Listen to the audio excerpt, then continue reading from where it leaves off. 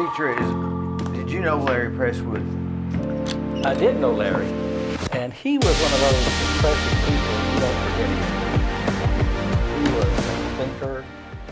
He was committed to trying to make Cleveland the best it could be.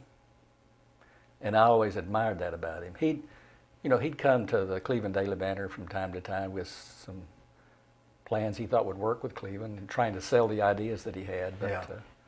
And I guess in that vein you could call him a salesman too, because he had a good pitch about anything he believed in. He was passionate about. He was passionate. I'd say that's what you could say about Larry, is he was passionate. Yeah. Are you about his age, or was he a lot older than you? No, I'm 83, and I don't think he was that old. I didn't see in the. I did read the I think obituary, he was but 78. That sounds about right. Yeah. So that puts you in being raised in the 1950s.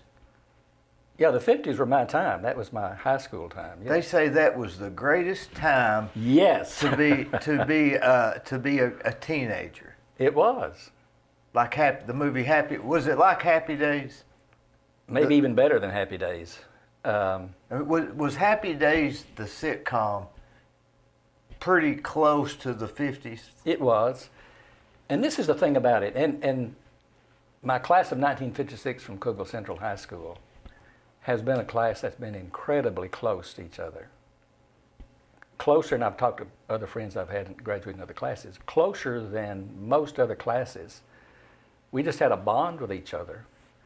And I don't know exactly why. We liked the music, we liked the time, we liked being together. What was the music?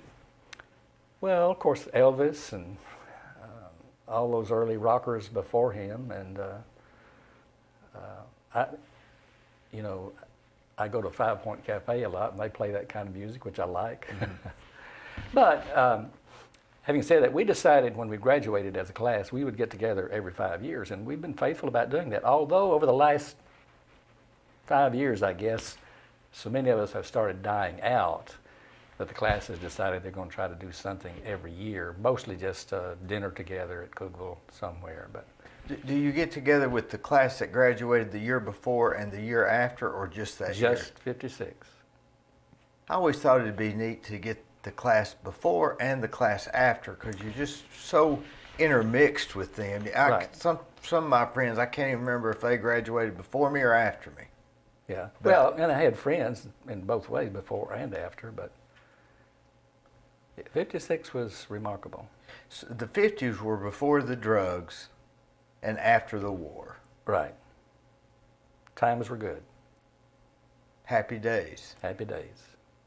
Did you, now Cookeville, Tennessee, that's middle Tennessee, right? That's where John Hale's from, isn't it? It is, yeah. I don't see him anymore. Home of Tennessee Tech. You ever see John Hale anymore? I haven't seen him in a while, no. I hadn't seen him in. Yeah, he's a great guy, though. I like John. Everybody likes John. Yeah, and that Hale name is prominent in Cookeville, too, that family name. I wonder whatever happened to him. I think he moved to Polk County. I don't know. I'll see him tomorrow. Isn't that the way that happens? You think of somebody you hadn't seen in a while, and next thing you know, you see him the next day? Yeah. I think God has a sense of humor, to be honest. He has to. Do you like, how were you born in Cookeville? Born and raised. My father was a tenant farmer, had a farm about 4 miles outside of Cookeville. And so the first 6 years of my life, I lived there, and then we moved into town. So when I say I'm a country boy, my wife laughs at that because she lived on the farm till we married. Said, you don't know anything at all about work on a farm, so don't say you're a country boy. Your wife is one of the nicest people I know. Well, I'd have to say it is.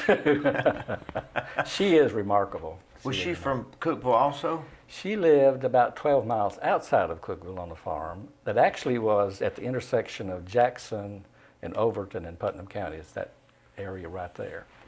Her father was a farmer, and well, he did a lot of things. He was a farmer for a lot of his life, but he was also a rural mail carrier by horseback. Mm-hmm.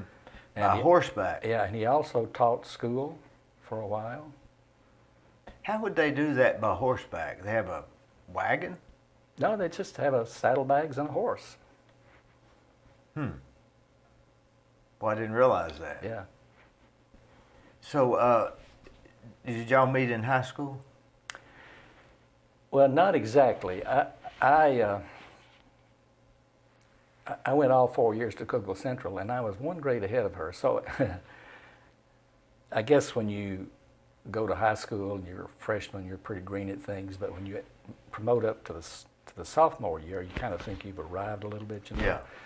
And she was in a freshman year when I was a sophomore. I didn't have any classes with her, but I'd see her walking through the halls. And I thought then, this is a beautiful girl. But I never did meet her there. In fact, I said to one of my friends one time, was a sophomore, I saw her go by the hall, I said, you know, that's a beautiful girl, but look how young these freshmen get every year. But she left after her freshman year and went to Allgood High School, which, you know where Allgood is? Mm-mm. It's about 3 or 4 miles north of Cookville. And since then, they've consolidated the high schools, but she went to high school there. And after we'd both graduated from high school, she was working at a downtown 5 and 10 cent store. And her best friend and my best friend started dating each other. And so Lois, her best friend, started telling Lola about me and that we ought to double date together. Mm-hmm. So my best Frank. What'd she tell her about you? Huh? What'd she tell her about you? I don't know about that. I think she just said somebody she thought that I'd like to date. Yeah. So they arranged a double date, and bingo, it was all from there. We dated 3 years though before we married. Just 3 years. Yeah. So that'd be a short time now. That was probably a long time then, right? No, maybe not. So. Were the 50s, what was different about the 50s in your opinion, or at least your memory of them? Okay. My memory of it, of course, Cookville then, World War II having been over just a few years before that, but there was a sense of patriotism, of looking out for one another, neighbors for neighbors. There was a strong, because of Tennessee Tech, I think, there was a strong emphasis on getting a college education. And Tennessee Tech was kind of the place, I guess, responsible for Cookville growing like it did. Everything kind of revolved in and around Tech. And I had nobody in my family had ever gone to college. But being close to Tech and understanding the importance of an education, I wanted to go. And although I lived about 4 blocks from Tennessee Tech, the high school was on beyond that. So I would walk to school, and I go through the campus every day on the way to high school and think, I want to go here someday. I want to be a Tech student. I want to get my education here. See, and this is a long story, so maybe I don't get into it. We were a poor family. We didn't have a lot of money. As I said, my father was a tenant farmer. When he moved into town, he worked for just a few years in a lumber mill. And then he'd always had a hobby of cutting hair for family members and so on. So he finally decided that he'd open up his own barbershop, which he did, and did that for most of his life. And so my mother, when I was a junior, I'm the oldest of 3 boys, but when I was a junior in high school, my mother announced to the family she was going to get a job outside the home because she wanted all 3 of her sons to get a college education, which she was denied. When she was in the 8th grade, her father died of appendicitis, and a month later, her mother died. So this left my mother with the responsibility of taking care of younger siblings. She had 3 sisters and a brother.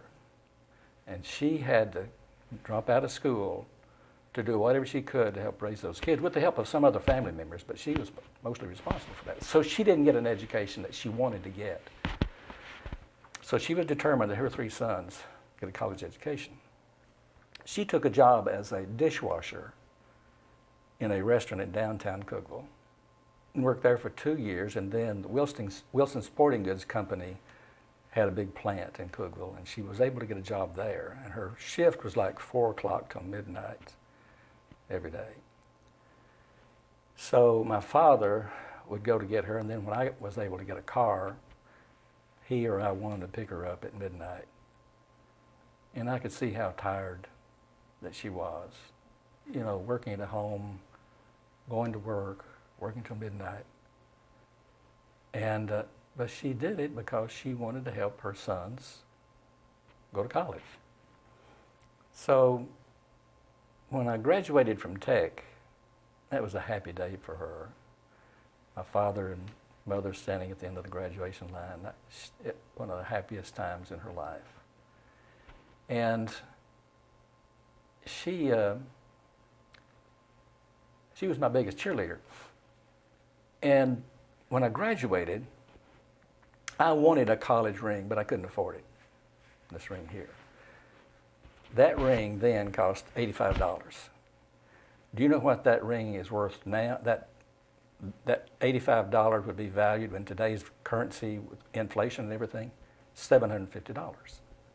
There was no way coming out of college, I'd been able to work 2 part-time jobs. And they didn't have credit then like they do now, I assume. Right. And Lola, when we got married as a junior, she was working to help get me through school too, but I couldn't afford a ring at $85.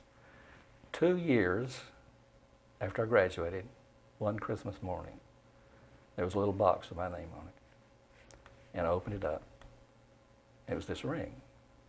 My mother had bought it for me because she knew how disappointed I was that I didn't get this ring. Now, the other part of the story is when my father was in the hospital with a stroke that killed him eventually.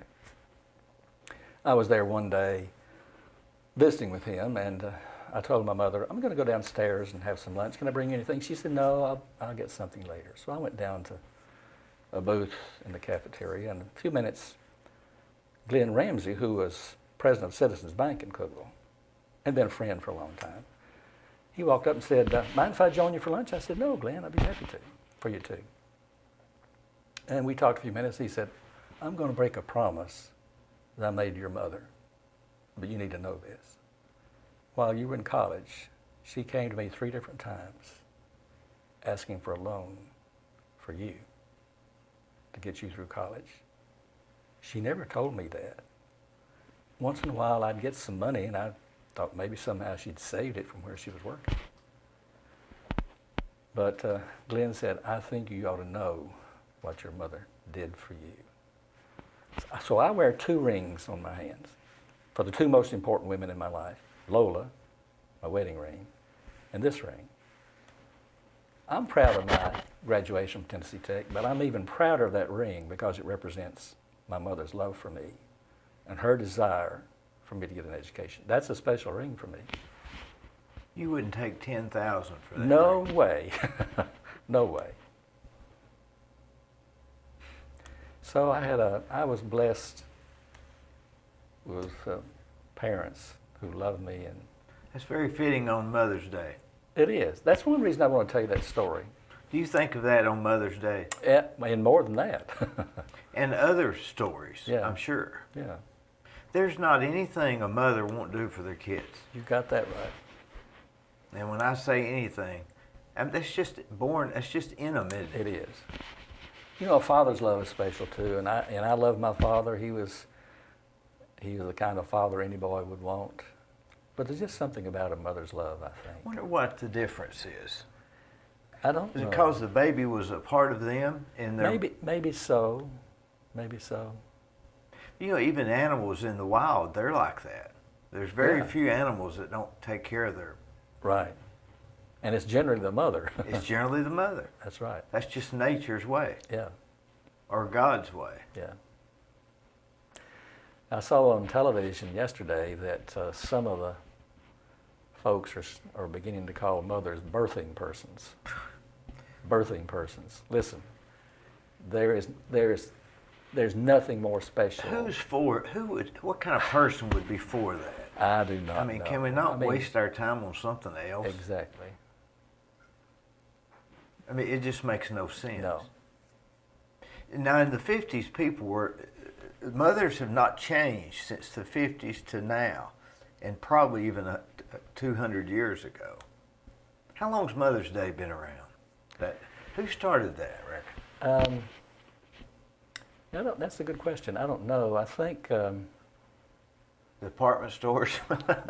well, I don't know what the history of it is, but I think maybe Ronald Reagan, maybe even before him. We could Google it and see, but yeah, might be wrong. But might be before Reagan that they designated a certain day. I mean, I think it was observed, much further back, but I think maybe he had something to do with designating the day. When you were in high school and you was thinking about going to college, did you know you were going to be an administrator and a CEO and? That's another long story. Because I've heard the name Beecher Hunter my entire life. Well, again, growing up in Cookeville around Tennessee Tech, I'd watch those civil engineering students out doing their field work with their ransoms and levels and that sort of thing. And in grammar school, I watched all that and I thought, that'd be a great career. You could work outside some and draw bridges and roads, material to make that happen, and make a lot of money. Mm-hmm.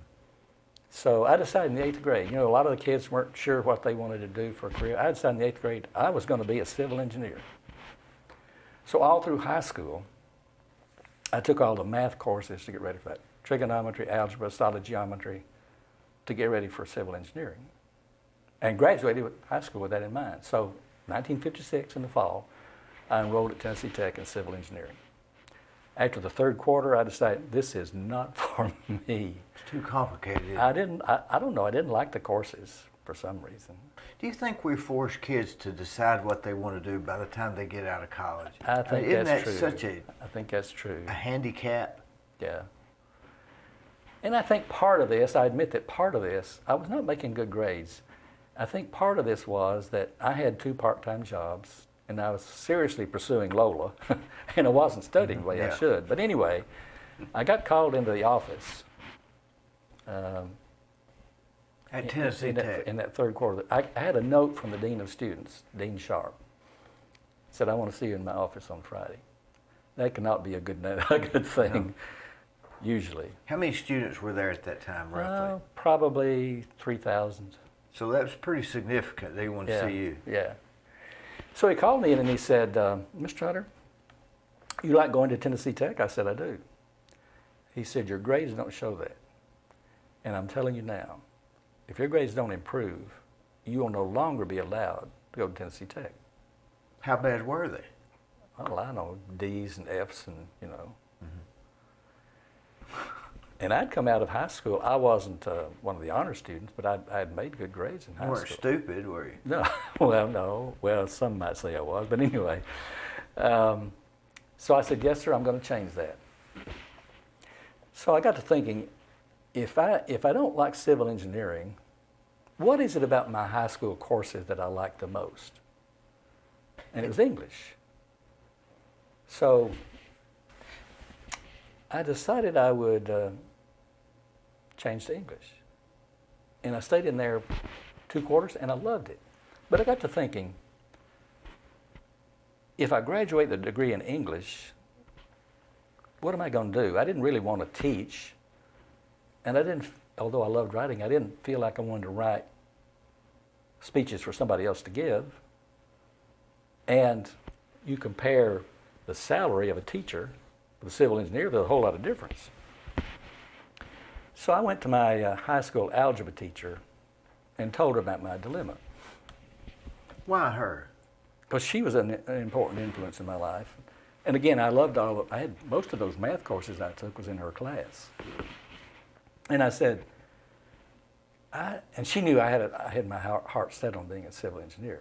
So I said, you know, it just hasn't worked out for me. I got to decide what I would like to do. And she said, well, Beecher, and these are exact words, she said, the space program in Huntsville is taking off. And she said, they are looking for math majors. How would you like to be an employee of NASA? I said, boy, that'd be pretty cool to do that. So I changed my major to math. And I was in that a couple of quarters, and I liked it. You know, I had all that math back. It was easy for me. I liked it. But I got to thinking, is it more important to be happy, or is the money more important? And I decided it's better to be happy. And not knowing still what I do as an English major, I changed back to English. Because you liked it. Yeah, because I liked it. And so here's how, you know, I believe, Dee, that there are no coincidences in life. God is guiding us. If God has a purpose for what He does, and He does for everybody, He will guide you toward that purpose, even when you may not know it. So when I changed to English, that was about the time that Lola and I got married. So, you know, not having to go out to the country to pick her up and come back for a date and back and forth that way, I had more time to study, so I focused on what I was doing. But I still, now having a bride, I needed more than 2 part-time jobs, believe it or not. One of my part-time jobs was as a desk clerk in the Shanks Hotel. Shanks Hotel was the place to stay in Cookeville, Tennessee. I'd been there for years. In fact, the owner of the hotel was a man named Pip Shanks, who was a World War II aviator. His father, and I think maybe his grandfather, had started that hotel, so it was a long time. What did you do there? So I got a job as a desk clerk. And I would work from 6 in the evening till midnight, or midnight till 6, or sometimes 6 to 6. And the beauty of that is, Dee, that most of the guests would go to bed about 10 o'clock. I had all that time to study. Mm-hmm. I could sit there in the lobby in front of the fireplace and really make hay with studying. So a man named, and here's how God works things out. A man named Coleman Harwell, who was editor of the Nashville Tennessean for 25 years, and by the way, was a good friend of the Kennedys. Anytime they'd come to Nashville, they'd come to see Coleman Harwell. But he retired and moved to Cookeville, and there were 2 separately owned weekly newspapers there. Bought both newspapers and would continue to operate them for a while until he finally could make them into a daily. But anyway, he'd come down, when he and his wife were looking for a house in Cookeville, he was staying at the hotel and stayed there for like maybe a month or more. So when the guests had gone to bed, he'd come down to the lobby and talk to me. You was trying to study. Yeah, but to know who he was and the connections he had and that long history of journalism, I was really drawn to him. And we'd talk for maybe an hour at a time, sometimes or longer. Because I'd ask him about some of the things that happened in Nashville. I'd been reading the newspaper. I'd ask about some things that had happened in Nashville and how he dealt with them and what he thought about the newspaper business and about the Kennedys and all that kind of stuff. So when I decided about another job, I thought, maybe Mr. Harwell will give me a job in the newspaper. So I'll go see him about that. And I talked to him about it, and he said, well, I'll tell you what, Beecher, I'll make a deal with you. I've been wanting to do a series of stories on one-room schools in Putnam County. At that time, there were still 8 one-room schools scattered around Putnam County. He said, I'd like for you to visit each of those schools, interview the people around those schools, family members who had kids in the school then or had them there before, see what they think about the school. And of course, in those rural areas, the school and the church were the 2 gathering places for people. So those people loved those schools. They didn't want to take them away from them. And he said, also measure, if you can, the academic performance of those kids from those one-room schools when they come to high school in Cookeville, compare those to the kids that go to elementary schools, those eight grade schools, and see what the academic performance is like between those who go to one-room schools and those who come there from That was putting your math into play, I elementary. guess. Yeah. So I did, and here's what I discovered. Generally speaking, not in every case, but generally speaking, the kids in those one-room schools did better academically when they got to high school than did the kids from the city schools. And here's what I decided about that. The two things. Number one, let's say you're a fourth grader in one of those one-room schools, and you're at your desk working on your assignment, while the teacher is talking to maybe those who are in the sixth grade or the eighth grade about their assignments and their studies. Either consciously or subconsciously, while you're working on yours, you're also absorbing what that teacher's saying. So you get a kind of a multifaceted education. But the second thing is, even though these were one-room schools, the teacher had lots of time to talk individually with those students and to monitor their progress, give them what they needed to encourage them. And so that bond between the teacher and those students, even in one-room schools, because typically they didn't have more than maybe 18 or 20. So there was two reasons you felt like they did better. Yeah. As a rule. As a rule. Was there any ambiguous about that, or was it you could definitely see a pattern? I think that was definitely the case. But that was interesting. So when I gave him the series, Mr. Harwell liked it and said, okay, you've got an ongoing part-time job.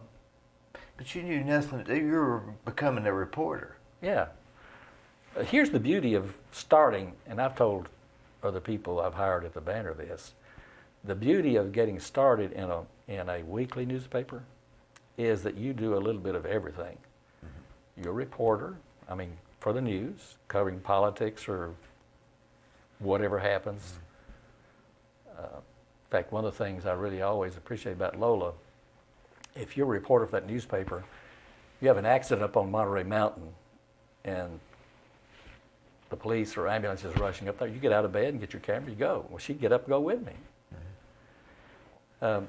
Or you could be a sports writer. In fact, I was also the sports editor for the Cookeville Herald and Herald Citizen, and you write obituaries. I didn't have to cover weddings and the social things because they had a society editor there that would take care of that. But most of the rest of it, you also would lay out the pages in the paper. What year would this have been, or what time frame? Well, I graduated in 1961, so from late 1959 through 1961, I worked part-time, and then when I graduated, I went to work part-time there. And so you learned a lot of things, even developing the film. And back then, the cameras that you had were those big old press cameras you'd like to see in the movies. You had to look down from the top. Yeah.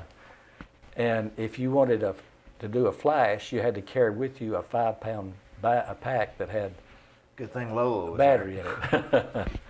And I remember covering those Tennessee Tech homecoming parades where I'd walk the whole route and that 5-pound pack on my shoulder would wear me out. So, but anyway, that was great experience. And but after each newspaper was out, Mr. Harwell would call me in his office, and we'd go over that newspaper. He'd tell me all the things he thought I did right, which were not very many. After every newspaper? After every newspaper. And there was what, weekly or? Weekly. Well, there was two. There were two weeklies. One of them came out on Tuesday, one came out on Thursday. So you had 2 meetings a week with him? Oh, yeah. And then he'd tell me everything that I did wrong, which was in the majority. And I used to hate those meetings. Did he tell you what was done right, or was he one of those? No, he'd tell me first what I did right. And then he'd tell me what I thought could have been better, where he thought I'd missed the bar somewhere. Did you explain to him why you might have done it that way, or did you? Yeah, but no, I did. He allowed me to express my opinion about it. But looking back on that, Dee, that was the best journalism education I could have ever had. An editor of the Nashville Tennessean for 25 years, highly respected nationally for his work. And here he's investing in me to do that. All because you were working at the motel. At the hotel, yeah. So I worked there full time, and then I had a call from, again, I'm talking too much, but there was a lady in one of my journalism classes named Krista Cantrell from Sparta. She was 2 years ahead of me. She had gone to work for the Cleveland Banner as a news and wire editor. And at that time, newspapers all over the country, including the Banner, were changing from the hot metal type of printing to what they call phototypesetting, which was an offset printing, which meant you didn't, both at the Herald Citizen and at the Banner at that time, if you wanted to get things ready for the press, there was what they called a linotype machine that was invented in 1884, and it was the workhorse of the industry all up until the early 1960s. And it had a different keyboard than typewriters did. And because it's linotype, they would produce, an operator would produce a line of metal type with a line of the paragraph in it. And there's what they called a pig, which had a lead in it that would be heated till it was liquid. And when the operator indicated that hot metal liquid would drop down on that line, and the line then would be cast. And so if you had a story with, let's say you had a story with 100 lines in it, the people who worked in the composing would have to compose that story, line by line, or they'd get to where they could, a paragraph at a time or whatever, and then you put it in a metal plate and put it on the press. Well, there was always risk in that, because if something happened to that hot metal, it could cause some serious injuries, and there were a few times that it happened there at the Herald and the Citizen. So when I came to the Banner, or the Banner then was going to that phototype setting too, getting out of that process. And so Krista was there then, and so the guy who came from the company in to help the Banner convert from the hot metal to the phototype setting, and Krista began to date. And she decided she's going to marry the guy. He was from Louisiana. So she turned in her notice, and Lee Walls, who was the editor then and owner, said, "Well, sorry to hear that, Krista. Do you know anybody would be interested in that?" She said, "Well, I had this journalism class with a guy that might be. His name is Beecher Hunter." He said, "Well, give me his contact information." Had you ever been to Cleveland before? I had been to Cleveland one time, well, 2 times. When I was in the National Guard, we used to go to Fort Stewart, Georgia, for 2 weeks. And so on one of those times, we were coming back to Cookeville, and it was getting late, and so we camped out here off of 64 in a big field out there. The whole troop? Yeah, the whole. Well, it was the 230th Battalion, mostly from the Cookeville, Allgood, Livingston, the Upper Cumberland area, and spent the night, and then went on back to Cookeville. The other time was Lola and I went to Daytona Beach on our honeymoon. We came through here. That was the only 2 times I'd been to Cleveland. You didn't think it was significant at the time, obviously. No, although I'd known a lot about Cleveland because one of my uncles, Harvey Neighbors, was a preacher with the Church of God of Prophecy. And every year he'd come to the assembly over here.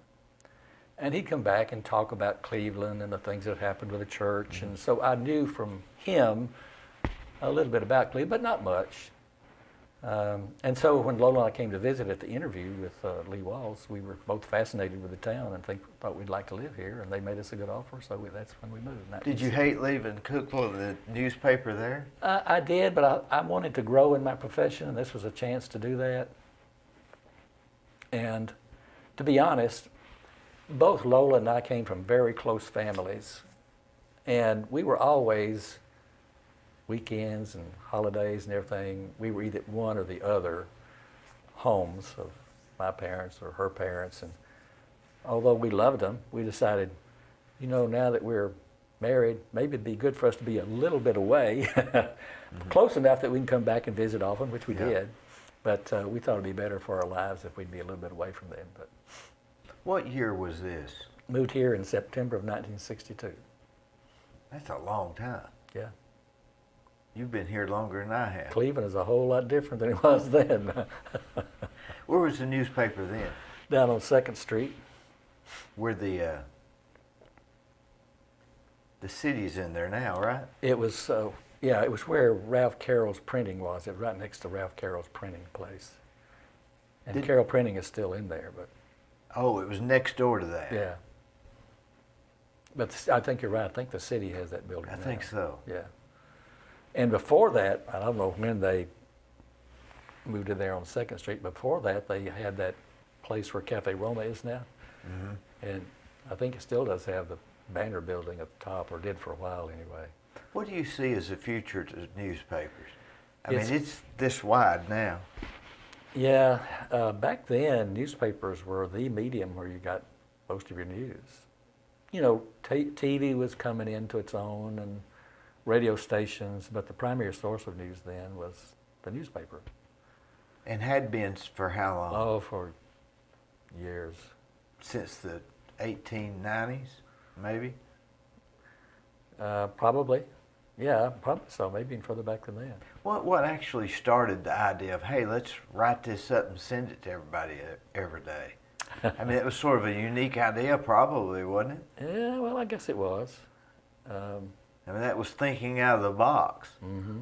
Somebody somewhere probably said, what do you mean, write down and send to everybody what's happening? Well, I think even way back, and I don't know the years certainly, but way back in England, I guess, pamphlet kind of news. Tabloids. Tabloid kind of things, or maybe not even that, maybe just a one-page deal, started being distributed some, and it just kind of grew from that. When you left Cookeville coming to here, that was from a 2-day newspaper to a 6-day newspaper. It was, it was 6 days, and then. Did you get hired to run? You got hired to run the whole thing? The Banner? Yeah. No. They had a good staff there. Oh. Had a good staff. But I mean, what was your job there when you came? I was the news editor and news and wire editor, because then we got our news over a teletype machine. And and of course I'd decide what the reporters would bring in for the local news and how to display that on the page, but I also was responsible for taking off the teletype machine the state and national and international news, and decide we couldn't put everything in the paper obviously, but decide what was the most important news for our readers. That's a pretty powerful position in a way, isn't it? It is. And the thing about teletype machines, you could hear them clicking and clattering, in the little room we had set aside for them. So they were constantly running with stories from here and there. But if there was a story of some little more interest to people, they had a system of alarm bells. One bell, if you heard on the teletype machine, but maybe that's something you ought to take a look. If it's 2 bells, that was an even more important story to get your attention to go look at the teletype machine. 3 bells was really something very important in terms of impact on people and people's interest in knowing. And I remember the day that John F. Kennedy was shot. That teletype machine was going crazy. I mean, we'd already gone to press. Now, what does that mean? It's already printed, right? We'd already started the press to running, and that teletype machine was going off like crazy. And so I went running there to see what was going on, and I saw that. So I had them stop the press. What'd you say? Stop the press? Yeah, well, I said, run back there and tell the press woman, stop the press, that Kennedy's been shot. We got to remake the page. How far would he have been in this? Now you're talking about wasting paper, right? Because you've already run some. But I mean, something like that. But how far would it have to go before you just said, we'll catch that article tomorrow? Even if it'd been the whole, and we'd probably run maybe a quarter of our press run. Dee, if it had been the whole thing, I'd run it over again, remake the page and run it over again. It was too important. And again, because the newspaper then was the primary source, people were lined up on the sidewalk in front of the newspaper office waiting to get that paper. Would you have to call somebody and say, "Hey, I'm going to stop the press. I'm going to waste some paper"? No, I here"? just sent one reporter back. I said, You were in charge. yeah, I said, stop that thing. And what we'd done. So that everybody remembers But- where they were at that day, and you was at the Yeah. newspaper. Yeah. But back to the change in offset. When I got there, they were in that offset changing process. The first day on the job, I walked into the press room back there, because of the hot metal type that they were changing from, had a huge press back there, deep down. I mean, it was a tall, I don't know, maybe 10 feet below the floor. The press was sitting down on that level. And of course, they had stopped using it because they were getting into the photo typesetting process, which was just mostly camera work. So I walked back there, and somebody had put a fishing pole on the bar that kept somebody from falling into the pit, hanging on that bar, and down in the murky, inky water down below was a little bobble floating down there. I said, is this place crazy or what? But it's Ira Wade, who was the composing room foreman back then, and he was kind of a jokester anyway, so. He was fishing. Yeah, he was fishing. You got to laugh in times like that. Well, Go sure. crazy. So you remember that as much as you do the Kennedy thing. Well, no, the Kennedy thing was really important, but that was kind of a funny thing that I remember that. Yeah. Did you ever make any print something like? I'm sure there's with that machine. There's mistakes you can't go back and edit because you've already got the printer started. So it had to be a pretty significant mistake to stop the press for that, right? Yeah, and I don't think I ever stopped the press except for that Kennedy story. I mean, if you make a serious error, you just try to clarify or correct it for the next edition. So now, when did you, as you're at the newspaper, was Goldie Wattenberger there then? He was the advertising director then for the newspaper. Lee Walls was the editor. His father owned the newspaper and about 50 others around the country. And Sid Gould at the time was the publisher. Sid was I think a New Yorker. Anyway, he was definitely a Yankee who had moved down here and was running the newspaper there. And he was an interesting guy. I liked him, although his ways were a little different than ours, but I liked him always. He had a big boat that he kept out at the B&B Marina. And one day, he wrote an editorial in the newspaper saying that the city council ought to dredge Mouse Creek. If they dredged Mouse Creek, I could bring my boat up near the newspaper office. Yeah, you could just drive right up. That's right. Were you there when they moved to the new location? No, I left. Like I said, I was there in 1962, and I left in 1966 because I'm taking too much time for this. But the Chattanooga Times and the Chattanooga Free Press had a joint operating arrangement, and they were in the same building to save money. Mm-hmm. Now, they were independent newspapers owned by different parties, but if they could, have one place where they could run the press and, it'd be cost savings for them. But because they had editorial ideas that were so dramatically different, the Free Press decided it wasn't going to stay in that building with that liberal time Free Press was. Now, why would they have be so dramatically? Because they could choose what to put in. One was Republican, one was Democrat. And that's all. That's basically all there is to it. Yeah, that's what it boiled down to. So the Free Press decided they'd move out into their own building, which was on 11th Street. The Times was on 10th Street. And So when that happened, when they split and didn't have that joint publishing arrangement again, the Times decided, the Free Press decided, they didn't have a Sunday paper, the Times did, but the Free Press decided, because they'd moved out and separated, they needed a Sunday paper. So they started publishing a Sunday paper. The Times decided then, well, if you're going to do that, we're going to start an afternoon paper. Now remember, they're published morning. We're going to start an afternoon paper so that our advertisers can get a joint ad price by running in both newspapers. Get a break on the price.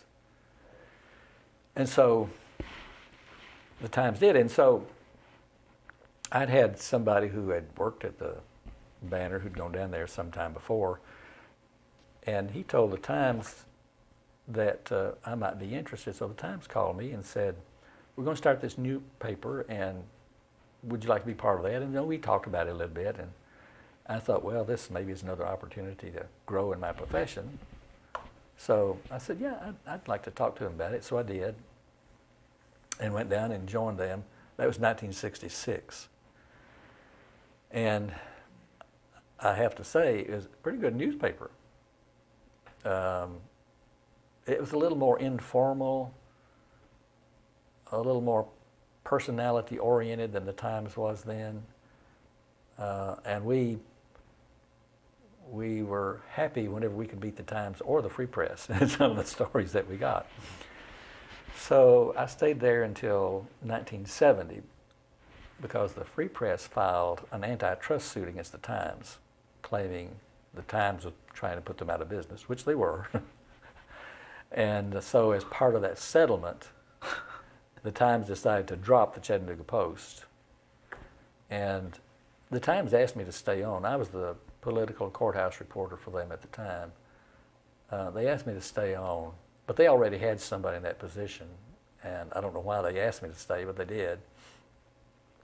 But I didn't think that was a very nice arrangement. And the managing editor's position came open to the Banner, and I came back and talked to Lee about coming back to the Banner, and he gave me that opportunity. So I came back, and that was 1970, and then by 1973, he appointed me editor and Goldie to be the publisher, and then he left shortly after that. Lee went to Houston to kind of be at the sort of the corporate headquarters for all the Walls newspapers. They were big, weren't they? They were big, yeah. They sure were. Who owns it now? Well, they've sold a lot of those newspapers, but Lee Jr., and honestly, I don't know. I need to find that out, I guess. I don't know how many papers they still have, but Lee Jr., well, the Kugel papers are now. They weren't then, but the Kugel papers now are part of that. They bought them when Coleman Harwell left, or sold them. So they're based in Birmingham now. Does he ever come to Cleveland? He does, yeah. Nobody know he was the owner of the... He doesn't come often, but he does come, they say that. Wonder how they arrived at the Cleveland newspaper. I mean, did they start the Cleveland newspaper, or was it started by somebody else? Cleveland newspaper, the Cleveland Banner, by the way, is one of the oldest newspapers in the state. It started on May the 1st, 1854. 1854? 1854. And of course, in those early days, it was a weekly newspaper, and then eventually became a daily. But you asked me a while ago about 6 days a week when I came. It was Monday through Saturday then. And a lot of the advertisers and readers wanted a Sunday paper because a Sunday paper lays around the house longer. People got more time to read it. For sure. News and advertisers, advertise. So it was decided we probably ought to do that. So there was a group that was formed to travel to 2 or 3 other newspapers who'd also done similar to that, who changed to a Sunday paper. We decided to drop the Saturday paper and add the Sunday paper.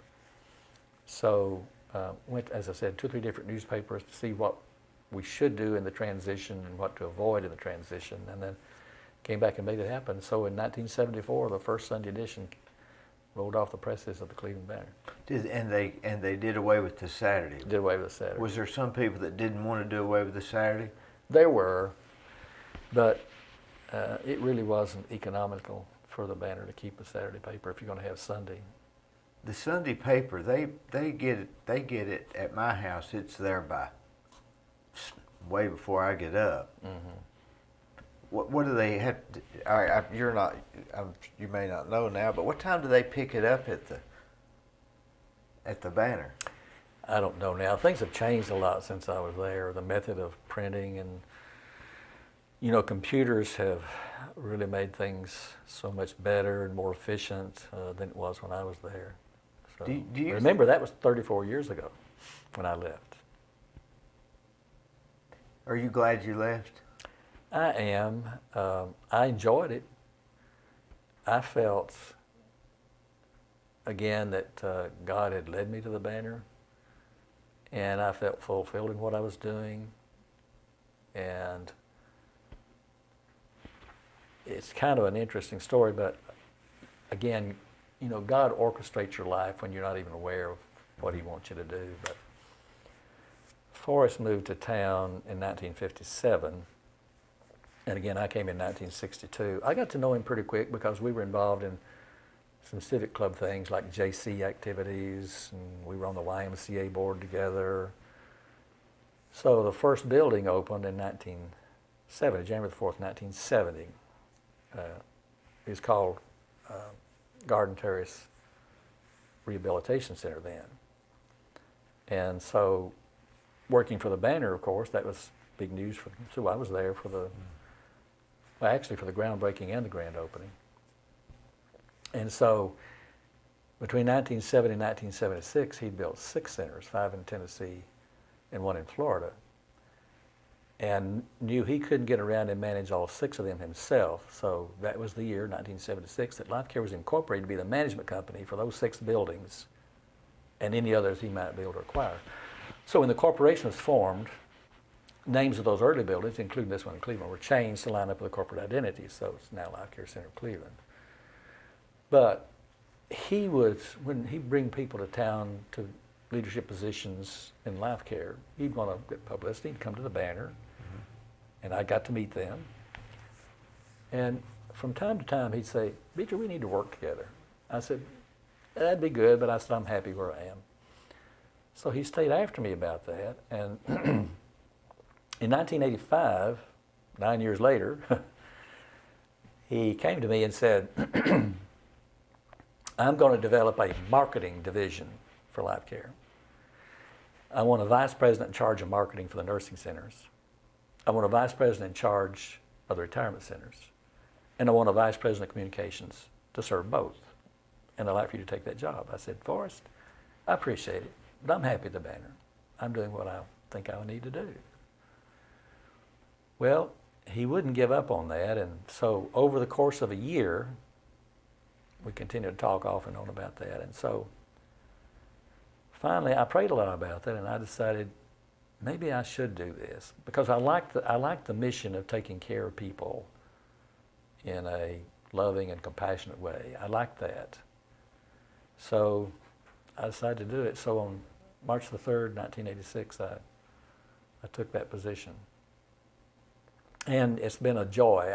I'm telling you, you asked me early on, I could not have imagined ever working for a nursing home company. That would not have been in my radar anywhere. But Dee, I've had such a fulfilling and wonderful career. I wouldn't change this for anything else I could think of that I would like better than working with Life Care. I met some incredible people. I mean, absolutely incredible people who've influenced my life in so many ways. What do you think gave you the ability to run those and run the newspaper? Where did you learn that? Because nowhere in this talk have you talked about how you were educated to do that, but yet you've been able to do it. So where did you learn that? Here's what I discovered. First of all, you hire good people who have certain gifts or talents to do the position you need them to fill. And then kind of get out of their way and let them do it. It's mostly about people understanding that You know, I look back on my career at Life Care, and Life Care hasn't grown, or Life Care hasn't progressed because of me. It's grown and progressed because of people who believe in the mission and who dedicate themselves to do it. Life Care is a Christian-based corporation, and not everybody certainly is Christian. We didn't hire people on whether they were Christian or not. You couldn't do that. But because we are a Christian-based company and people know that, we attract Christians who want to work in that kind of mission. But I've seen, you know, again,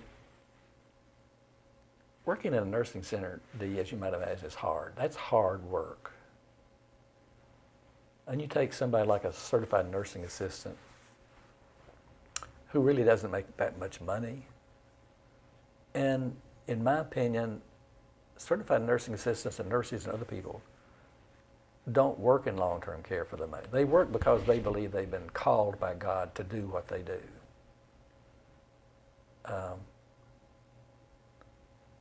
And they feel they're fulfilling His mission for them. For most of them, it's not about the money. It's about If you don't have a passion to be a CNA or a nurse, you wouldn't be one more than a week. No, you would not. You would not. Let me give you an example. We created in 1991 a customer service program to recognize the exceptional job a lot of our associates were doing in customer service. It's called the Whatever It Takes program. It's not an Employee of the Month or anything like that. It's separate from that. But to win the award, a person has to satisfy two basic criteria. It has to be an incident or a series of incidents of customer service, and it has to be something that goes beyond your job description, what you're not normally asked to do. So in each building each month, a person is chosen to be the winner of that award, gets a $100 bill, which is presented in a general staff meeting so that everybody understands the customer service that was performed. So the idea is they'll go and do likewise, you know. But at the end of the year, out of the 12 monthly winners in each building, an annual winner is chosen. That person gets $500 and is submitted for division competition. Life Care is divided into 8 operating divisions. A division has like from 24 to 40 nursing centers in it. So each division then will pick an annual winner, and that person gets $1,000. So in one year, one person could receive a minimum of $1,600. Could win more than that if they won for more than 1 month in the building. That happens a few times. So we bring the division winners, those 8 division winners, to Cleveland for the annual meeting and recognize them in front of all of our associates and count out the money and thank them for what they do. But let me give you an example why that program's important. Again, I'm talking too much, but... No, you're not. You know where Rutledge, Tennessee is? Mm-hmm. We have a nursing facility there called Ridgeview Terrace. Rutledge, Tennessee has a population of about 1,100 people. That nursing center has 125 beds in it, but it stays very successful, full most of the time. You might wonder, in a town like Rutledge, Tennessee, with that kind of population, how in the world could that happen? Well, let me tell you. There's a nursing assistant named Donna White Sykes who works there. She learned from one of the nurses that a female resident she was dying of cancer, didn't have long to live. In fact, a woman brought it up to Donna and said, "Donna, I know that I'm dying, but that's all right. I've lived a long life, and I'm ready to go." But she said, "If I had one wish, it'd be to see my brother again." She said, "I haven't talked to him in years. I don't even know where he lives." Well, Donna thought it's tragic that the woman is dying, wants to see her brother and can't. But she remembers there's this television program called Unsolved Mysteries that does things like this. So on her own time, with her own money, she calls the production staff in California, tells them the situation, that they want to find that brother. And they said, "You know, it sounds like a good story for us and we'd like to help, but we've got a backlog of other stories. It'll be maybe 8 weeks before we can get back to you." Well, Donna didn't think the woman had that long to live, so she goes back to her and finds out her hometown is Hindman, Kentucky. So Donna places an ad in the newspaper in Hindley, Kentucky, to run 4 consecutive weeks to say, again, on her own time and own money, I'm looking for information about so-and-so. If you can help, call me at this number. Well, she gets several telephone calls from cousins of the woman who tell her that in the beginning of that family, there were 14 brothers and sisters, 7 of whom are still living. One by one, Donna calls each one of those brothers and sisters to tell them the situation. Well, the visit's arranged out of Ohio and Indiana down to Rutledge, Tennessee, to visit this woman. The brother that she'd specifically asked about lived in California. And when Donna talked to him on the phone, he talked to his sister a time or two and had planned to come and see her, but she died before he got there. Now, that's a pretty remarkable story of caring for your customer, if there's more to it. In the research, Donna discovered that the woman had a son who was taken away from her when he was 6 years old. Now, let me tell you why. This woman was born blind. She was a very bright girl, went to the Nashville School for the Blind, got a good education, met this young man and married him, and they had the little boy. Well, the eye condition that had caused her blindness from birth continued to deteriorate until doctors told her the eyeballs would have to be removed. In the course of the surgery, her brain was damaged. When the husband found out about that, he left her, took the little boy with him, gave the little boy to a sister of his to raise, and told the little boy that his mother was dead. Boy, what an idiot. When Donna learns that, she keeps searching till she finds the son living in Scottsdale, Arizona, where he's a real estate salesman. She calls him up and she said, "My name is Donna White Sykes, and I just thought you'd want to know that your mother is in our facility and she's dying of cancer." Well, his reaction is, "Lady, I don't know what you're talking about. My mother's dead. My father told me so." She said, "Well, let me tell you about your uncles and aunts." So she goes down the list of the brothers and sisters she's talked to, and she tells him a little bit about each one. And when she finishes, he says, "This is certainly strange. That sounds like my family. I don't know what's going on here, but I'll come to Rutledge, Tennessee and see for myself." So he comes to the building, walks into the room where the woman is, and even though he's not seen her since he was 6 years old, the moment he walks in, he knows that's his mother. Donna said they sat and talked for about 6 hours. The woman wouldn't turn loose of his hand the whole time. He told her about his growing up years, about his education, about his marriage, about his children, about his job. When it came time for him to go, he said to Donna, "Donna, you'll never know what this means to me. To believe all these years that my mother was dead and now to find her again." So he goes back to Scottsdale. In the 2 weeks that she has left to live, he calls her every night and then brings his family back for the funeral. Hearing that story, she's naturally one of our Whatever It Takes winners. And so we go up to have the ceremony in front of her associates and other residents and give her the money. And after it's over, I said, "Donna, why would you do all that? You've got a family of your own. You've got a very demanding job here. Why would you do that?" And she said, "I just thought, what if I'm dying and I haven't seen one of my daughters in a long time? What would I give to see her again?" And she said, when I asked myself that question, I knew what I had to do. Donna White Sykes is a follower of Christ. That's part of what propelled her to do what she did. That was one of the first winners in our Whatever It Takes program, and she's become the icon for that program. But there are others like... Be hard to match that one, wouldn't it? But we have Bethany Satovia, who works in our building in Chesterfield, Missouri. One of her patients, she learned a man who couldn't read or write. So she spends all of her spare time at evenings and weekends to teach him how to read and to write. And then when his rehab time was up, it was time for him to go, he stood up in front of that staff and read a letter that he had written thanking them for what had happened to him. Now, Dee, what greater gift can you give anybody than the ability to read? What's the world like for people who don't know how to read or to write? And what a precious gift she gave to that man. So I'm just telling you, not everybody can work in long-term care. I understand that. But the people who do are dedicated to what they do. And they do an amazing job. And through all this pandemic, my regard for people working long-term care is magnified even more, because people in those nursing centers go in to work knowing they run the risk of getting the COVID-19. But beyond that, I'm sure that many of the families beg them not to go to work because they'll bring that home and give it to them. But they go anyway. It's their duty, and they go anyway. It's a remarkable set of people. That is incredible. Yeah. In one of our facilities up in Fork Union, Virginia, nurses aide named Yolanda Jones came into work one morning, 7 o'clock, and she saw this young cerebral palsy boy who was getting ready to go to school. It was going to be the first day of school.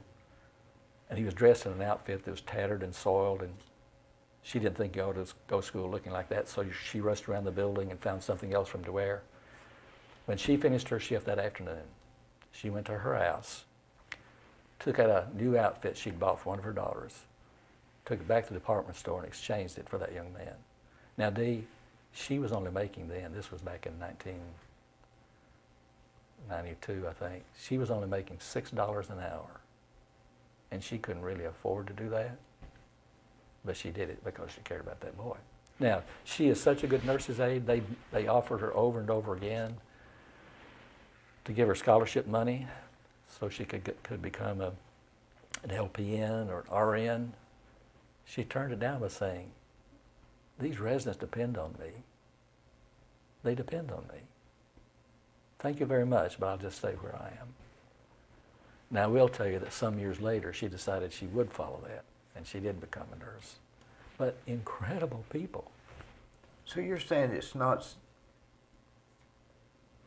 the culture that y'all have set, or that Life Care set, or that you set, it's the people in this industry that have that desire. That, plus we have tried to promote and encourage with this this culture. program you were mentioning. Right. But now, when you went into Life Care, they had what, 6 facilities? No, I didn't. When I went to Life Care in 1986, by that time they had 91 buildings. They have 208 today in 28 states, plus 43 assisted living and independent living buildings that Forrest put off into a separate company called Sister Park. In fact, Garden Plaza down here is part of that Century Park company. And you were watching over all this? Mm-hmm.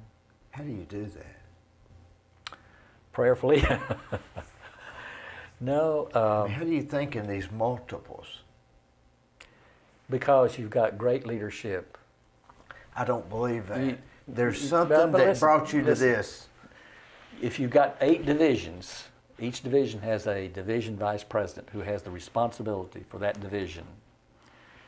Divisions are broken down into regions. Most of the divisions have 3 different regions. A region has like 8 to 10 buildings in that. I understand that, but I'm not buying it. How did you do it? You were watching over all of this stuff. What in your background gave you this ability? You keep dodging that, but you've got this ability. It's not an accident. Well, I believe that I guess it was him. yeah. I believe, is that 8 o'clock already? I believe that God gives each of us unique talents. You can do things I could never do. Maybe. Those people who work as certified nursing assistants or nurses, I could never do their job. I could never do that. One of my gifts is communication, particularly writing, but also speaking. Where did you learn that? Well, trial and error, I guess. Teresa Evans said you gave a speech at her somewhere. She said you were by far the best speaker she had ever heard. Well, I appreciate that. But, well, for one thing, I guess it started in church. But, for example, when I got to Cookville Central High School, I'm a sports fan.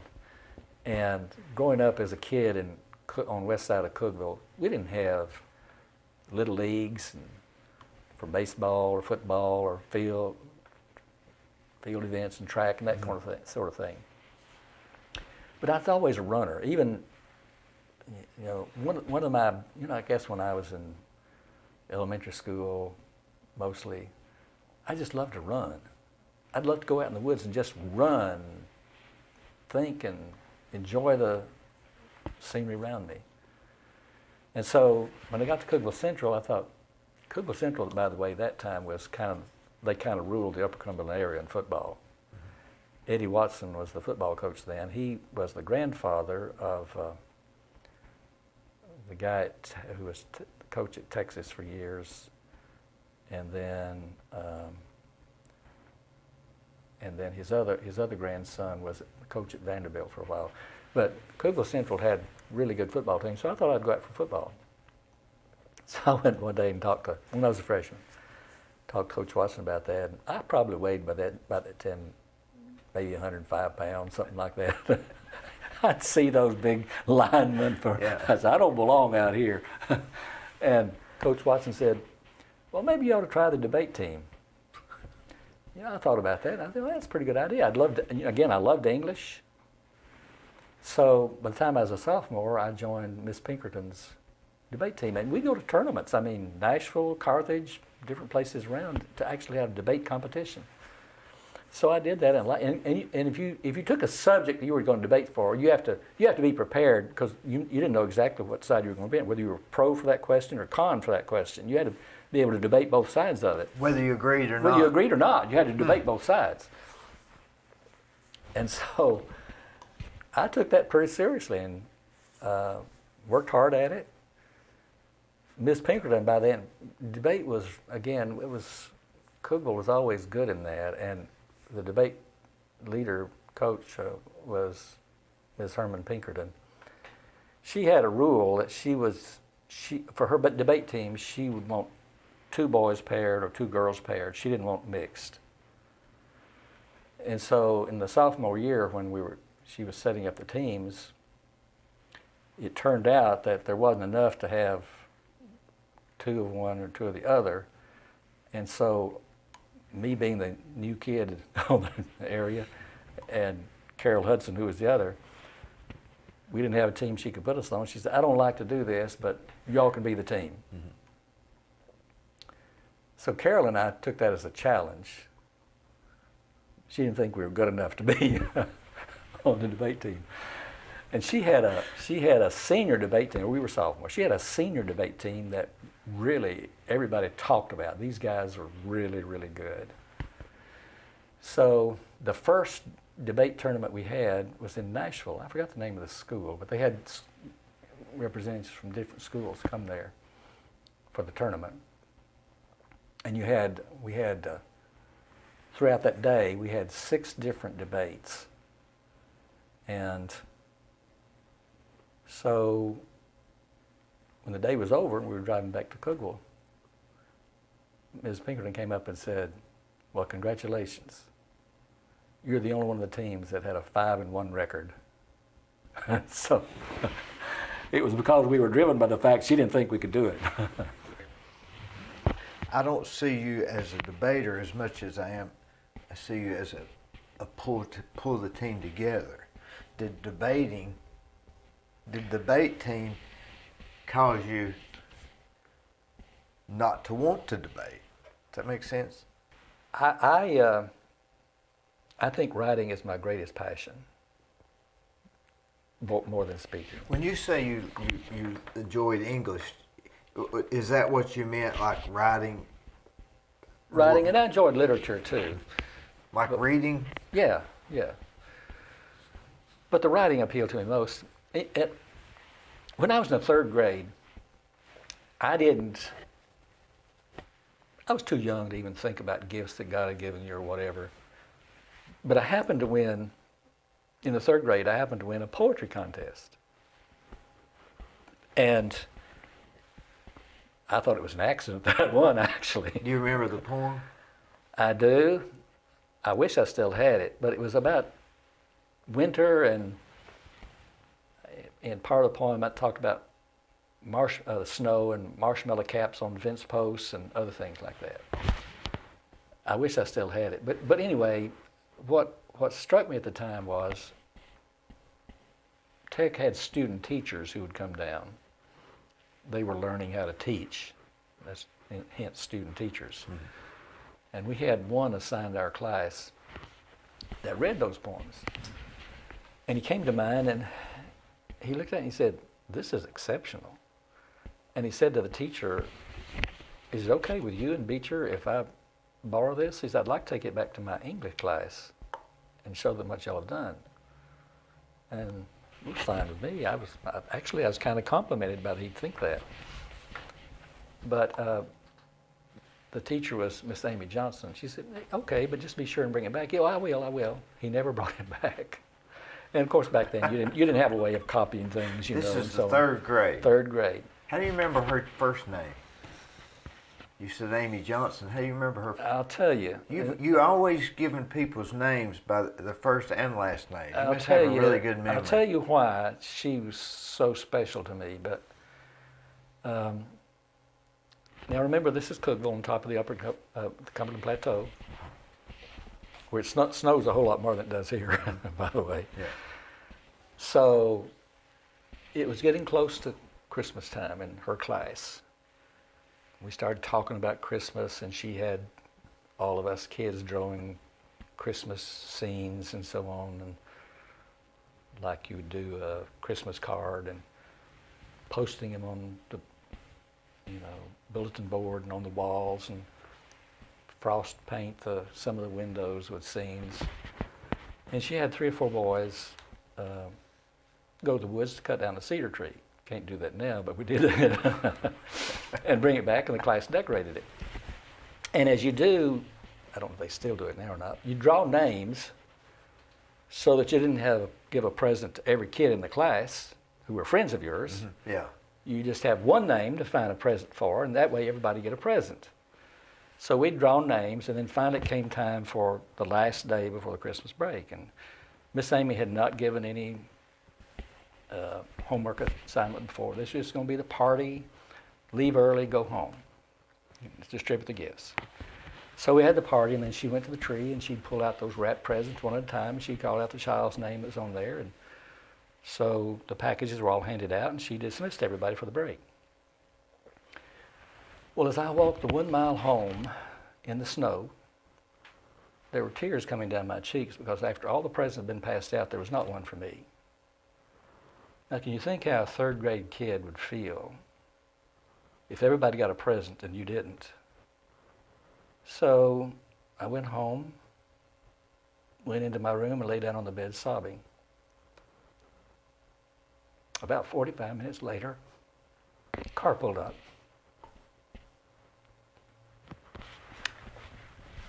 It was Miss Amy. And when she knocked on the door, and my mother came to the door, she said, "Miss Hunter, after all the children had left, I discovered this box over in the corner that had Beecher's name on it. Somehow we overlooked it." So my mother called me, and I went in and started pulling off the wrapping paper. And it was one of those ring toss sets, where you have a steak and you try to get pretty good at hitting the steak. Didn't matter what it was. Yeah. But I realized later she'd not found that box in the corner. She'd noticed one of her students had gone home upset, and she went downtown to Cookeville, bought that present, wrapped it. That's how you Dr. remember her Burris. first name. So is there any wonder she became a mentor for me all through the 3rd grade class? But not just there, beyond, through elementary school and high school, and I'd visit with her often about things. And later, after I'd moved to Cleveland and was working at the Banner, if I was coming through Cleveland on the way to Nashville or Knoxville, I'd try to find time to stop at the hospital where my mother was a volunteer, spend a little time with her. Well, by that time, Miss Amy was also a volunteer in the hospital. So I was able to visit with my mother and then go down and see Miss Amy about 3 months before she died. And we had a time to talk about that third grade Christmas party. In all the ways, she'd been such an influence for me. And I'm glad we got to have that conversation to thank her for what she'd done. That's why Amy Johnson is special to me. And that's why you remember her first name. Yeah. But let me say this. I just got through saying a while ago that all of us are given talents by God. He expects us to use them for Him. Maybe I shouldn't tell this. There are only a few people that have heard it because it's very personal. But as you know, the Church of God of Prophecy holds these annual assemblies every year. And of course, that was big news for the banner because that brings in, you know, sometimes they'd have as many as 25,000 delegates who'd come here. People would rent out their houses and stuff. To get money for vacation and get out of town while all this traffic going on. Yeah. So one afternoon, I don't remember what year it was, but one afternoon I was up in the, were you ever in that? Never was. It was a magnificent auditorium. Seat 10,006 people. I take that back. I did go in before they demoed it. Yeah. An auditorium in the round, you know. Yeah. No columns. It was all supported by outer edges of it. But one afternoon I was up in the upper part, upper deck, in the public relations department, getting some information about the meeting and what's going on and what the agenda was. And all of a sudden, through the intercom that came in through the window, I heard singing down on the stage. And it was such a beautiful song, and being sung was amazing. So I walked over to the window so I could see who was doing it, to listen to the rest of the song. And it was a young black man. And when he finished the song, he walked just a short distance on the stage over the piano.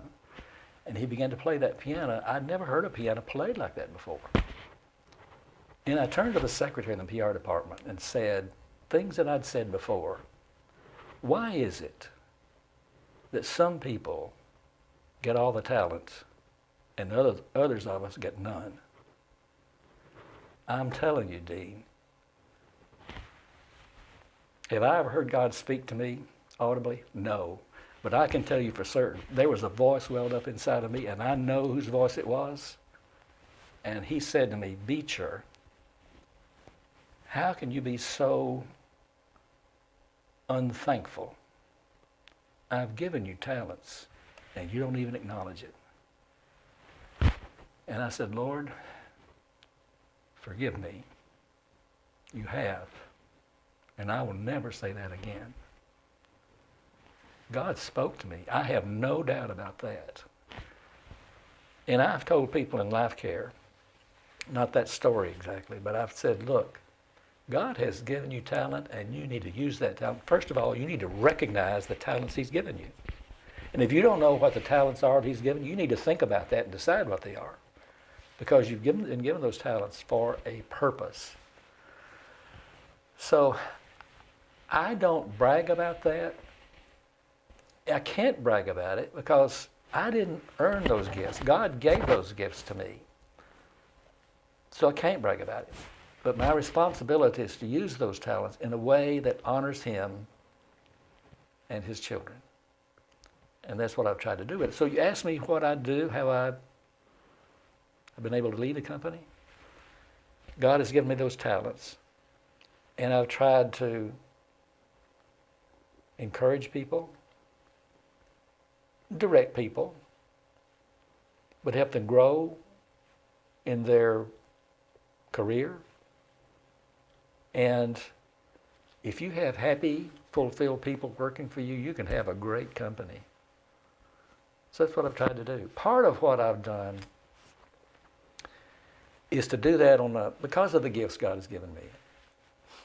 I mentioned a while ago to you that I would do a video weekly on the LCCA web page. But I've also done every 5 days a week, I did a devotional, a perspective I called it, that went on LifeCare's intranet site, went to all the LifeCare computers all across the country. And they were designed mostly, again, to inspire, to recognize, to encourage, and I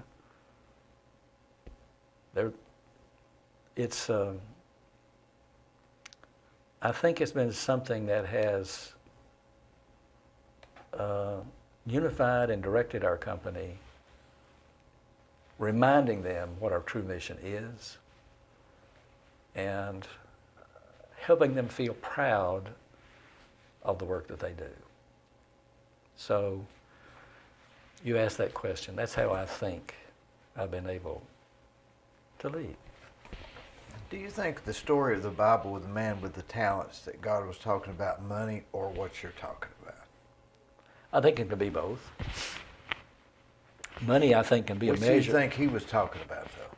I think he was talking about the gifts he gives you, the talents he gives you, Not necessarily not money. necessarily the money. But I That's think never dawned on me until just today, just now. Yeah. I've always thought it was money, but because you've enlightened me. you can think, Dee, about the money part, but giving a tithe or beyond the tithe, and that is important. God also expects you to tithe on your time, also expects you to tithe on the talents he's given you, how you exercise those talents. So it is about the money, yes, but it's more than that. Do you think we have an obligation as individuals to help where we can? Absolutely. To raise our hand when somebody needs help, to do. Yeah. Now, a lot of people think, well, that's none of my business. But I think maybe people have lost the feeling of feeling like an obligation to help. I think maybe the obligation is not as popular as it used to be. Yeah. Would you say that is difference in people today? Yeah, I think our society,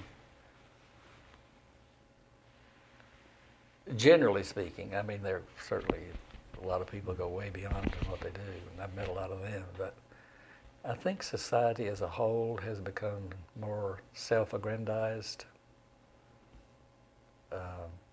What's in it for me and mine?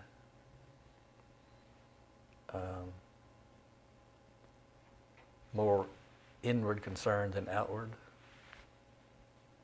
I do. Now, if you were going to write, you said you enjoyed writing. You would enjoy. Have you thought about writing any books? Yeah.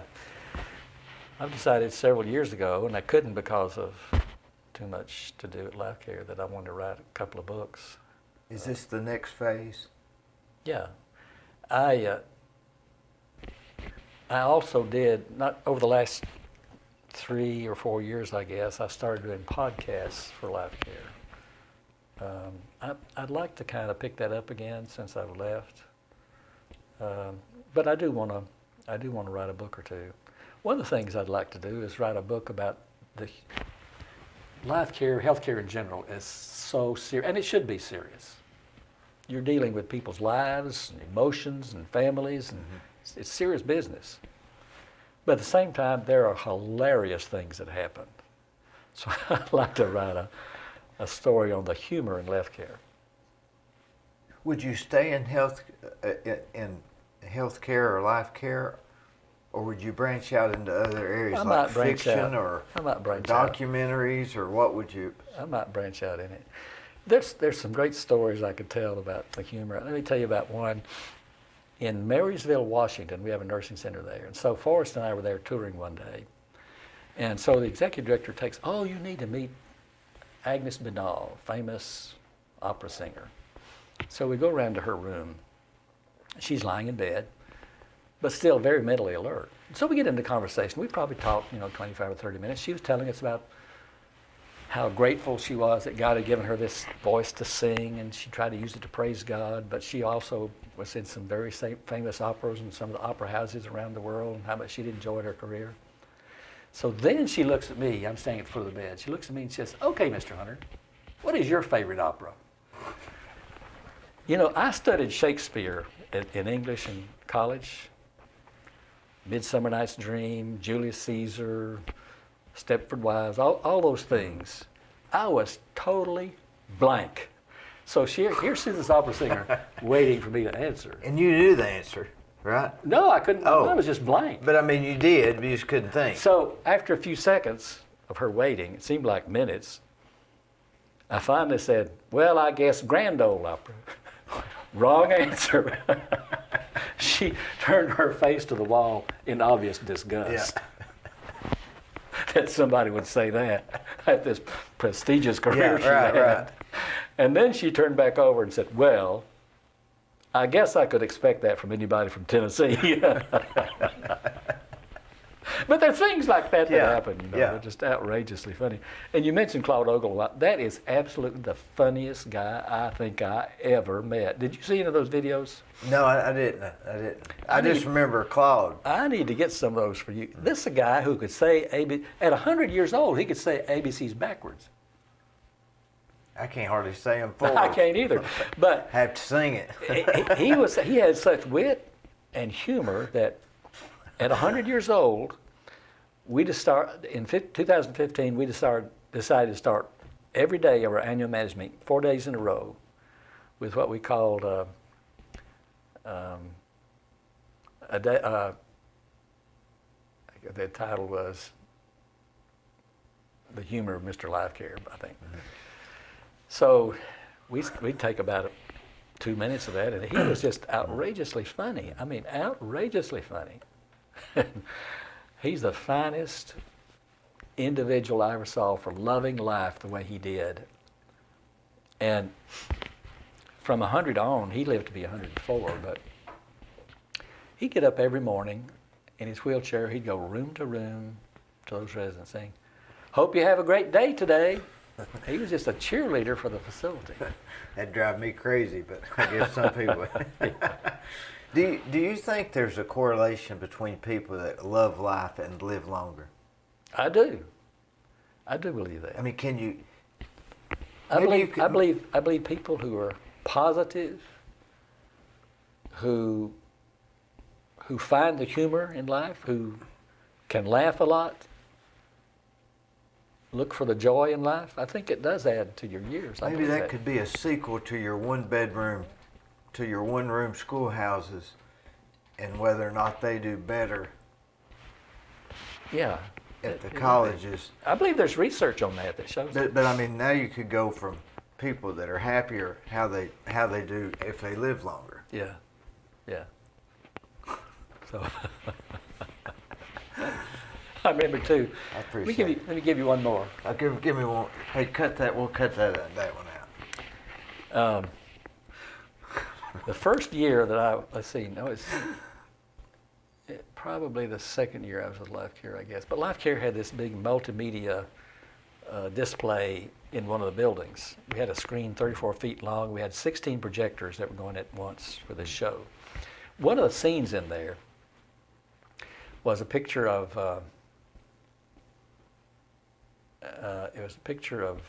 Reagan. We were talking about something about being involved in your community or something. So it was a picture of Reagan being elected president. And so Forrest and I happened to be in Denver when Bush, the first Bush, was elected president. So I thought, we got to change that slide in the projector. So while we're in Denver, this big headline on, Bush winning the presidency. So I bought one of those Denver Posts, carefully carried it back to Cleveland and protected it against rain or whatever else. So I hired a photographer, that's before we had one. Hired a photographer, went up to Life Care Center Cleveland. I found this woman who had this classic hair and beautiful face and asked if, we could get her holding it and get a picture of it. Sure, she said. So we did. Got a great picture, I thought. So while we were there, I thought I'd take the photographer, you know, since I'm paying for him, take him around the rest of the room and rest of the nursing home and get some more pictures. So came back, I got to looking for the paper. I'd left it on a desk over there. And then I noticed, not the same one, but I noticed a woman patient over by the wall sitting in a chair, and she had that paper on her lap. So I went over to the woman and I said, ma'am, I brought that paper all the way from Denver and I need to take it with me. She didn't say a word, but said, mm-mm. So I said, please, ma'am, I said, this paper is very important to me. We may need to take another picture of it. Mm-mm. So I thought, I need to work psychologically with her. So I found a Chattanooga Times paper and I took it over and I said, ma'am, this is the Chattanooga paper and it probably has a lot of stories and information about people you know and places here, and it'd be more important to you than this Denver paper. Let me swap this with you. And she looked at that Chattanooga paper. I wouldn't wipe my butt. The nurses around just roared in laughter. So I said, ma'am, you just keep that Denver paper. You never know what people are going to say. You never know. Do you remember the mall before, or the village, the Cleveland Mall before? Were you involved in the takeover there? Yeah. Forrest bought that. Most of the tenants, moved out when Bagley Square Mall opened up. Yeah. And so Forrest had really, give you a little history here, Forrest had felt that we needed a second campus of offices. So he had bought 16 acres of land out here on Stewart Road, where the YMCA and First Baptist are now. Mm. That was going to be the site for the next campus. Yeah. About 3 months after he bought it, somebody said to him, the Cleveland Mall property might be available at a good price. So he investigated. There's 280,000 square feet of space in that building on 28 acres of land. He bought it for $1.5 million. And it was perfect, wasn't it? So the insurance company that owned it really wanted to get rid of it. Now, what we spent on it since then is another matter. I'm sure. But yeah, and it's been such a great campus for us too. It looks good.